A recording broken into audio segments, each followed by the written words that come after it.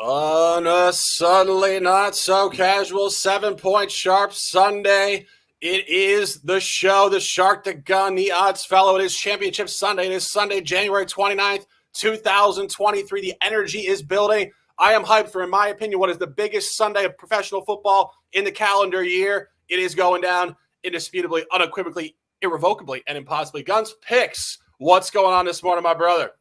As you can see, we've changed our outfits. We're not in the lingerie anymore. Apparently, we caught a little bit of heat, like trying to get the people going on this beautiful Sunday morning. Hey, this feels like we get 2 Super Bowls. I was just talking about the Shark with this off the air, as well as the Odds Fellow. It's going to be a beautiful Sunday, and I can't wait to cash some tickets on Championship Sunday. What's going on, Odds Fellow? How you feel? I mean, it's Championship Sunday, but I just got to give a special shout out here to my guy, the Shark, and just remind him that these Brooklyn Nets own the New York Knickerbockers. Thank you. Now we'll get back to the show talking about football. Absolutely. Segueing quickly back to the NFL product, and that is a beautiful hat, Anthony. I have one very similar. I love that print.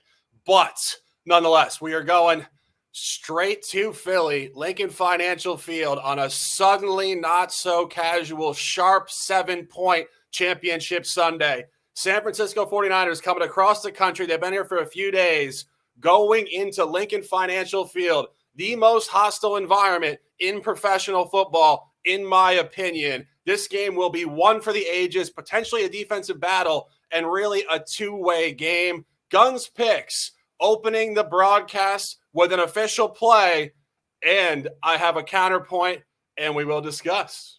Hey, we embrace debate on this show, and we have different opinions on this one. Hey, I think the 49ers get this job done. I know we're dealing with a rookie quarterback in Brock Purdy, but I think the ball is going to be taken out of his hands on this one, and we're going to have to ride heavily on the run game with Mitchell and CMC.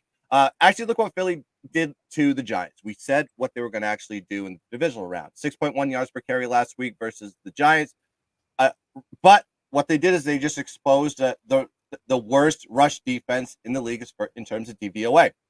But we got to look at San Francisco on this one. They're ranked number 2 against the rush defense and 4th against the pass. Number 1 overall. This is the best defense they're going to face all season here. So there's really no spots in here unless you just try to expose a few matchups with the corners. But this is the best. Like I said, San Francisco's the best defense in the NFL. Now you got to look at San Francisco. What we said was going to happen in the Dallas game, you have to stop the run. Dallas accomplished that. They only had 3.5 yards per carry in that game, where they were averaging over 5 yards per carry since they got Christian McCaffrey. But Philly, while they are the best pass defense in the country, number 1 in DVOA, they are ranked 21st in the league against the run. So the way I see this game going here is what San Francisco has been doing for weeks. They've been trying to run the ball, expose that, take the ball out of the rookie's hands, and then maybe do some play actions to kind of mix things up. This actually plays perfectly in what the 49ers want to do against this Phillies defense.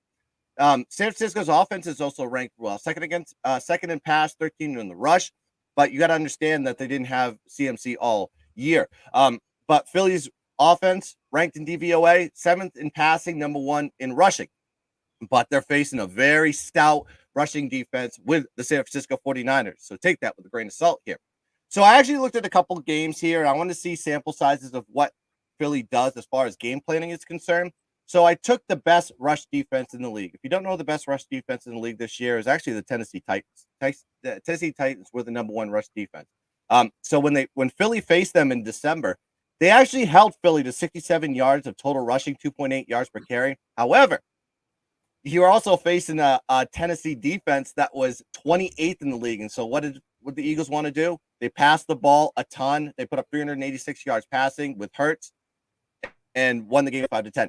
But you're not going to be able to do this with the 49ers team because they can blitz you, they can rush you, they can mix things up, and they can guard receivers one-on-one, including A.J. Brown. I think they're going to really focus on him on this game. So I'm seeing this more of a defensive battle here, a true rock fight. But I think it's going to be more on the San Francisco side, really controlling the run, really controlling the clock. That's kind of how I see the game going in here. That's why I'm going to be taking the 49ers here. I think you can get them at +3 right now. I did get them at +3 on Wednesday, and those numbers are still available now here on this beautiful Sunday. Give me San Francisco +3, and it is a 3-unit gunshot. Let's put an extra unit on the money line +130 as well. So 4 units tied into the 49ers and the Shark. Your counterpoint. Yes.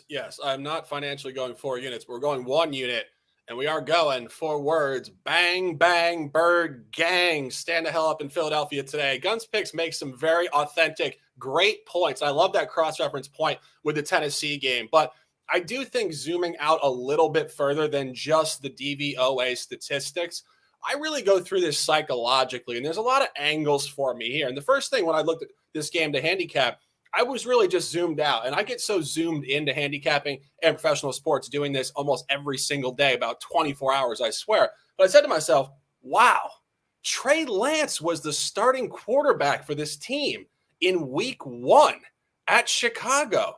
That seems like 10 years ago. And we are 3 quarterbacks later. Jimmy G, of course, had a cup of coffee in the league, as he always does, the superstar that he is and never getting a chance. But now you're on to Brock Purdy. And Brock Purdy has really had no legitimate road test. And this is where I don't know if we can necessarily cross-reference the DVOA with the psychology of the matchup. And not only Brock Purdy, but the San Francisco 49ers have played 8 of their last 11 games at home. They've only played 3 road games since week 10. Those 3 road games, you guys tell me how impressive this is, because I know it's not very impressive. At Arizona, 38-10 is a 9.5-point favorite. At Seattle, -3.5 in primetime, 21-13, fortunate to cover. And at Las Vegas, 37-34 win, -10.5, non-cover. I'm unimpressed. What impresses me more here, Philadelphia home calendar out of the division sustainably with Jalen Hurts at the quarterback position. Go all the way back to week 2, a primetime game against Minnesota. Of course, Minnesota was much better this year than people expected. 24-7 blowout. Come back a couple weeks later, Jacksonville. People did not think Jacksonville was very good. Jacksonville was much better than people thought. 29-21 cover. Come back to week 8, Pittsburgh. People thought Pittsburgh sucked. Pittsburgh ended up being pretty damn good. 35-13 blowout win. A cover against Green Bay, 40-33. And the aforementioned game against Tennessee with the staunch run defense, 35-10. And I really start to go through the coaching matchup here. You kind of have a mix of styles. You have Shanahan, obviously the son of an ex-Super Bowl coach himself and a coordinator in the league for a period of time, having gone to the Super Bowl also with the Falcons back in 2014 or 15, whatever that was. And you have Nick Sirianni. And Nick Sirianni is your classic players coach. He's a young guy. He's hanging out on the sideline. He has a great energy about him. And this group has absolutely connected with it. And I think contemporary pro sports in America particularly, and I think internationally as well, are much more player-friendly sports. There's obviously a player empowerment movement, but also within the coaching. It's not dictators. It's not old world. It's not we're going to kick your ass and basically suck the life out of you before the game, and then you have nothing left type of style. They're going to hang out with you. They're going to inspire you. They're going to connect with you. And Jalen Hurts, having been anecdotally, I will say, to a certain degree out of the box, pulled from the national title game the last time he played a huge game like this. It stuck with him. He moved franchises in college football. He has a chip on his shoulder. I've been saying this all year. The best pro athletes are the ones that have elite talent that get checked and put in their place at one point in time. This guy is ready to turn up. He's an A-list prospect. I love his game, and I love Philadelphia to get to the Super Bowl today. I'm on the money line earlier this week at 120. It's 150 now. 1 unit official here. Odds fellow, segueing to you, your first official, a look on the total in this game. Let's attack it from all angles here. So these guys got the counterpoints. We'll go low. So that's under 45.5. It's down a little bit today from where it opened. I think a little closer to 47. So you see some of that number coming down, but I still like it there. Under 45.5, -110. Grab it. There are some 45s before it dips even further. This is a big game script thing for me. A lot of these points that the guys mentioned on both sides are very real, right? That matchup of rushing offense and what Shanahan wants to do against maybe a weaker Eagles defensive rushing attack, kind of front. They rank 21st in DVOA, San Francisco 13th. When you look on the other side of the ball, the Philadelphia offense actually ranks first in terms of rushing offense. So that's what they want to do too, to set up the big play, set up the explosive play. I think overall you're just really going to get a game script here that favors a lot of pressure, a lot of rushing, two well-coached teams, two teams that aren't afraid to kick field goals, maybe stretch the field, go for it on fourth down a little bit, especially with Sirianni. Shanahan tends to settle, I think, a little bit more for the field goals. He's a little bit less aggressive from what we've seen over the years. But there's really two games, three if you want to lump another one in, that I think people are comparing it to when you look at the side, but also I think how it impacts the total. That Minnesota-Philadelphia game a few years ago, the NFC Championship game, coming off the Minneapolis Miracle. If this is why you like the Eagles, this is maybe a good comparison. Obviously a very different team, but you came in with a red-hot Minnesota Vikings team into Philly on the road. Case Keenum at quarterback. Maybe Philly had less injuries. Minnesota coming off that miracle, and they got walloped, right? 38-7 in that game. It's amazing. They didn't talk the entire time while you guys were on, so this is phenomenal TV. But the other side of the coin there, right? So if you like San Francisco, two matchups in the playoffs against Green Bay. I know Green Bay was the number one overall seed, at least in one of these. I think that was when they beat them in the divisional round. And then going back even a few years ago when Green Bay lost to San Francisco in the NFC Championship game. What I want to point out here is Kyle Shanahan is not afraid to protect a quarterback. In that first game, the matchup back in 2020, San Francisco dominated them 37-20. When you see a final score like that, you think, okay, what does that mean? Does that mean Jimmy G was throwing the ball all over the place? No, he was 6 for 8 for 77 yards. They ran the ball 42 times, right? Now I think you get a much different Philadelphia defense, but I think you're going to get a similar game script. And to me, that speaks to the under. I'm torn on the side, but I love what these guys broke down. So under 45.5. Yeah, no, I mean, I wouldn't disagree necessarily with that. I think Gunn's made a great point about the rock fight. And of course, that doesn't necessarily correlate to either team winning. One small point I do want to make, I don't think either of these games are going to be by margin. And I'm not stating anything that's, super, super unique there, but these are going to be highly competitive games. And I think from an entertainment standpoint, 3 p.m. and 6:30 p.m. as fans, we are in for a great night of professional football. This beautiful Sunday, January 29th, 2023. It is Sharky Waters Nation, 9 Words Lifestyle. Ride the wave, get out of the water. Game 2, Arrowhead in Kansas City. Huge matchup here, guys. This is some crazy stuff to think about how Joe Burrow has dominated Patrick Mahomes in the early portion of his career here. Dub 3, all by 3 points. Tight stuff here. We'll go to the gun first. Official play, Kansas City Chiefs on the money line and a total. We've seen this line dance like Fred Astaire all week. A lot of the situational plays, of course, with the Mahomes injury, with a high ankle sprain. Is he going to play? Is he not going to play? How's the ankle doing? Then all of a sudden we've seen him practice all week, and it looks like he's has a little bit of less mobility, but he's out there not limping as hard as we say. We'll see if that actually translates in the same way on the field. But let's talk about where KC's at. KC off the 27-20 win. Of course, the Mahomes injury did deter a lot of the points on that one. Plus 13 net yard average for the game. Now you got Cincinnati. Everybody didn't believe in Cincinnati going into Buffalo. Buffalo playing highs of highs, including myself. I thought this was a pure Buffalo line, and I was dead wrong to fade Joe Cool, who has been absolutely electric all season long. 27-10 wins that game, 5.1 yards per carry, 172 yards on the ground. So they really just abused them on the run game, which is kind of interesting considering the fact that, Cincinnati missing three of their starting linemen in that game. Backups played absolutely electric, plus 87 yards, net yards for the game. So the key to this game, we're going to go back to the same script as what we wrote yesterday, but I just picked the wrong team. Buffalo doesn't really have a good pass rush, okay? Ever since they lost Von Miller to the injury, it really just crushed this team as far. They're only ranked 21st as far as defensive line pass rush is concerned. But when you look at KC, they're on the other side of the spectrum here. They're ranked 3rd in pass rush with an 8.9% sack rate. So we may be able to see the true test of the subs for the Cincinnati Bengals line versus this KC defense that is just hungry to get to the quarterback, especially Chris Jones. I don't think he has a playoff sack ever. If I have those stats wrong, correct me if I'm wrong, but I think he hasn't had one at least in these playoffs. So let's see if Chris Jones can get to the quarterback here. Also got to look at KC on this one. Of course, dealing with the Mahomes injuries. We'll see how it goes. I did see some stats on that one. He's actually getting the ball out a little bit quicker ever since when he had the injury. He hasn't had the mobility, of course, but I think he's going to have to go out there. I think the velocity is going to pick up on his passes too. But I think when he goes out there, he's going to be really concerned on getting the ball out quick before he gets the hit. They average 293 yards per game passing, 67.7% pass completion rate. The receivers are still healthy. So I think Travis Kelce and the boys will get it done here for KC. Now you got a Cincinnati on their defensive side. This kind of plays into the total here too.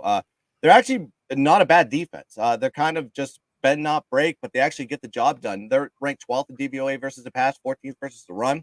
And then you got to also look at the total here, folks. Cincinnati 9-1 to the under in playoff games, where KC is 4-1 to the under in the last 5 home games.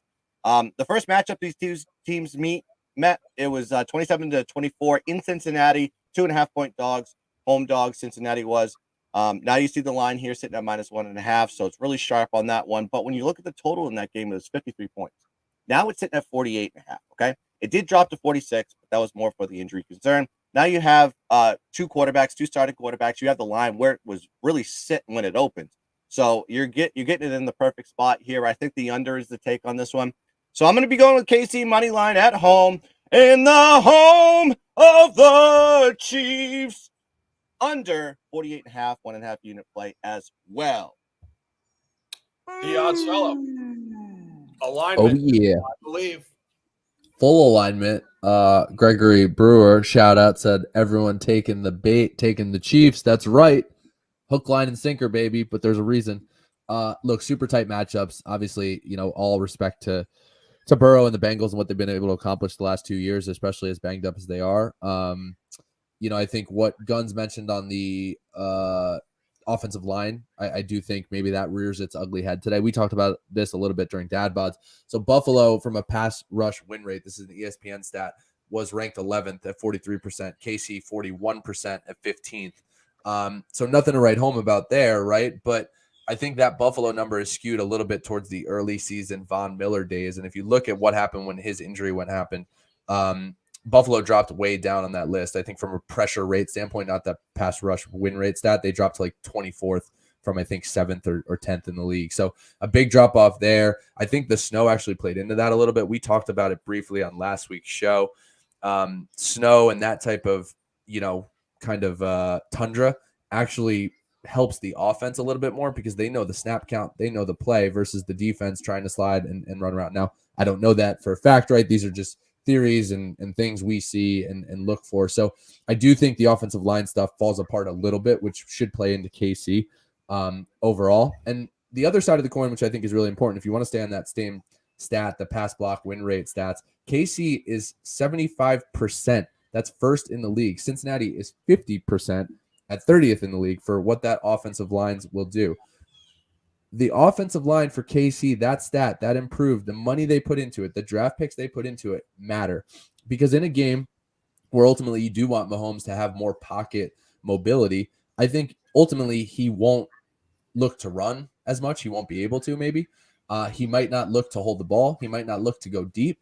But that also plays into how, especially in that Week 13 matchup in the regular season, Cincinnati defended him. They really dropped back. They played conservatively. They challenged him to take the deep shots, and he was still doing it, right? Now I think what you get with a week of them to prepare is Andy Reid taking the checkdowns, Mahomes taking the checkdowns, more rushing, maybe more draws out of the shotgun. I think you're just going to get a different Kansas City offense here that ultimately I think will end up playing out a little bit better, especially if the KC defense at home can take advantage of those offensive line moves. So it's going to be really interesting. Unfortunately, I'm getting the worst of the line here as I waited just to see what the news and stuff coming out was. But I got the money line at -125. You could obviously take the -1.5. I'm just terrified of getting screwed on a 1-point victory. But to each your own. I just think what you're going to get here is hopefully a KC attack that plays conservatively but does enough to get the win. And I think the KC defense is going to be the surprising unit that steps up in this one. Yeah, I think there's a lot to discuss in this game, and I was looking at it, and this game is really, really difficult to figure out, in my opinion. And the first thing that really stood out to me when I started to look at this game is just how many streaks there are running concurrently here. Cincinnati is currently on a dub 8. The Chiefs are currently on a dub 5. Cincinnati is currently 6-0 ATS last 6 road games outside of the division. Which 3 of those is theoretically the least sustainable? Cincinnati 6-0 ATS last 6 outside of the division. And of course, coming here on a road back-to-back sequence off a large win last week in Buffalo. And again, Guns mentioned it, but Buffalo, I mean, I've been saying it all year. Josh Allen, campaign 5. Well, it wasn't particularly good, Josh. What are we going to do next year? And it was a really disappointing finish, if we're being honest. That was incredibly lackluster. And I think a team gone awry and a mentality gone awry. Now you come in here, the big question mark in this game is clearly the injury to Patrick Mahomes. And you saw it last week, and Anthony mentioned it. But prior to his injury against Jacksonville, that game had all the makings of a real back and forth high scoring game. He immediately, tears up his ankle, high ankle sprain, really horrible stuff. He's fortunate to be on the field this week. The game completely slowed down. A lot of check downs, a lot of at the line of scrimmage stuff, run game very much engaged, which does lead me to think that Isaiah Pacheco, product out of Rutgers, could have some access here on a prop today. I think they're going to be running a lot of counters to him and delayed runs and stuff like that. But in terms of the actual game, Guns mentioned it. The sharp look numerically is the under. The number here is on Cincinnati, just in terms of line scaling. When you lay 2.5 points on the road, Kansas City, and you come home and you're laying short 1.5, they're telling you a Cincinnati story here. Again, I'm not entirely sure how much that applies, given the deep level of revenge motivation here for the Chiefs. We talked about this just briefly before, but I'll state it again. The Chiefs have lost 3 consecutive ball games to Joe Burrow in this generation. All were incredibly tight and excruciating. You go back to January 1st, 2022, I believe it was the back end of the regular season at that point in time. Kansas City did lose in Cincinnati 34-31. Then they came back in the playoffs, AFC Championship game last year, which I think is a very interesting psychological point. Kansas City did lose that game 27-24 in overtime, but crucial point, Kansas City last year in the second round played one of the most epic football games in NFL history against the Bills. 42-36 in overtime. Thought they lost that game twice. That was a gigantic emotional high for them, and then they let down in the AFC Championship game. In my opinion, this is the opposite psychologically. Last week, they kind of went through the motions to a certain degree. It wasn't highly impressive. Obviously, the injury, yes, but you never really felt watching that game, even before Mahomes got hurt, that this was going to be a blowout and that they were super jacked up to beat down Jacksonville. So now, not having left it all out there so emotionally last week, like they did last year against the Bills in round 2, they will have more energy within them today. I really don't have a take on this game. I wish I did. I'm giving you guys all the angles and you see why it's really difficult to predict. And of course, that is why this spread is 1.5, 2, and the money line is effectively a pick 'em. This game is going to be a really tight one. It's potentially a historical one you're going to want to watch and enjoy. I will be having some beers, and of course, the guys with their officials. One other thing, just on your point about those historical games, if you go back and look at some of the box scores and some of the splits, at least in 2 of them, right? Those 2 losses last year, I think it was probably a week 16, a week 18 game in the regular season, like Shark mentioned. And then they played each other. So it was January 2nd. Then they played each other again in the AFC Championship game on January 30th. 34-31, 27-24 in OT. Kansas City led those games 28-21 in the regular season at halftime and 21-10 in that AFC Championship game at halftime. They were outscored in both games, the same score, 17-3 in the second half. I don't think you're going to get that kind of pace and that kind of smash mouth football in the first half. I think it's going to be a little bit more of a sustained effort from KC, which is really interesting because that's where Cincinnati has thrived, at least in this matchup. Even in the last matchup, Cincinnati led 14-10 at halftime. They tanked in the third quarter. Kansas City goes up big. Cincinnati scored the final 10 points in the fourth quarter to win that game. So really interesting stuff, right? Just with you're going to get such a different dynamic because of, I think, the limitation that you might have with Mahomes. Yeah, I think that's an interesting point, actually. And I had written this down. And I wasn't going to mention it, but you brought it up. So let's talk about it for a second. We have been talking about this for the entire duration of this season and last season on this show. But Joe Burrow and these boys, I call them the procrastinators. And what I mean by that is just They know they're going to do it. They don't have to do it in the first quarter. They'll get you late. And that's what they did in the season. They started out last year and this year 500 through 8 weeks. People said they're not very good last year. They had done nothing. And then they got to the Super Bowl. People this year said Super Bowl hangover was a fluke. No, it's just their nature. This team probably starts next year 4-4 as well. And that's where you start to see half-to-half football, because the same psychology applies to the in-game flow as it does to the in-season flow. And the last 3 road games, they do play one good half. And if you really start to go through this, at Tampa Bay, a really interesting one, in week 15, they came out horribly in the first half. We're down big. Yeah. Horribly. And then they hammered them in the second half, 31-6. The following week in New England, they came out in the first half up 22-0 and did win that game 22-18, but they got outscored 18-0 in the second half. And New England actually fumbled on the 5-yard line, about to take the lead in that game. And then last week in the divisional round, they did come out with another good first half, 17-7, and then not much in the second half. So that all being said, I do think there is a certain amount of access potentially to Kansas City early here, and then the late element. One final point here, and I'll throw it back to the gun for a few closing comments. I do think what you said about the game maybe playing a little bit more 1-1-1-1-1 as opposed to clusters, I don't entirely agree with that for one reason. In this contemporary level of football, these offenses are just so explosive that it's the leads don't matter as much anymore. Like we were so blown away, when Tom Brady and the boys came back in that Super Bowl from 28-3. Now you see in the regular season, the Vikings just like, I hate to use the word casually, but almost casually came back from 30 plus down against the Colts and just won the game. This is the new age of athletics in this country, both football and basketball. There's more points. There's less defense. Refs manage the game a different way. You can go up 24-10, and that lead means absolutely nothing. The gaps just don't exist like they used to. So I don't know if we can necessarily sensationalize that as much as we would probably 15 years ago. But great conversation here. Guns Picks. Any final comments on this one, or should we close it out? I mean, I want to go back to the other game. I didn't realize this, but it just came into my head. It's like, this is the battle of the Bang Bangs. You get the Bang Bang Niner game, you get the Bang Bang, what do you call it? Bird Gang. There we go. I was thinking about that one. But yeah, so I guess it's for the ownership of the song. Now, I think this is what this game is going to be. So that's the only other point that I got to make.